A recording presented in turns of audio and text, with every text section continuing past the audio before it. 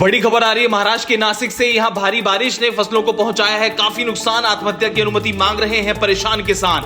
महाराष्ट्र में भारी बारिश के कारण फसलों को काफी नुकसान हुआ है। नासिक में अंगूर और प्याज की खेती को भारी नुकसान हुआ है। बेमौसम बारिश के कारण किसानों को हुए इस नुकसान का आकलन करने के लिए महाराष्ट्र के किसानों का हाल जानने के लिए मंत्री अनिल पाटिल किसानों से मिलने पहुंचे। इस दौरान मंत्री के सामने उस समय अजीब स्थिति उत्पन्न हो गई जब महिला किसानों ने फसलों को हुए नुकसान के कारण आत्महत्या करने की अनुमति मांगी।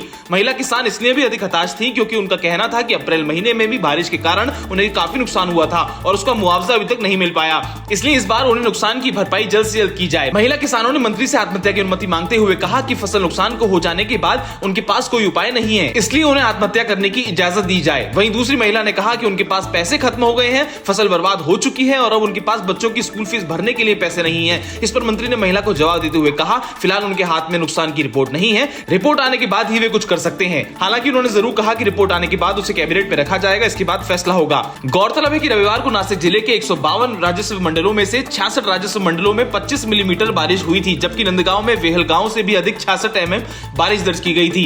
नासिक में हुई बेमौसम बारिश के कारण शुरुआती फसल नुकसान का जो आकलन किया गया है उसके मुताबिक लगभग 11,652 हेक्टेयर अंगूर की फसल को नुकसान हुआ है, जबकि 10,673 हेक्टेयर में प्याज की फसल को नुकसान हुआ है। जानकारों का मानना है कि लासल गांव और आसपास के गांवों में 600 से 700 करोड़ रुपए के प्याज का नुकसान हुआ है। ऐसी तमाम खबरों के लिए आप देखते रहे किसान तक।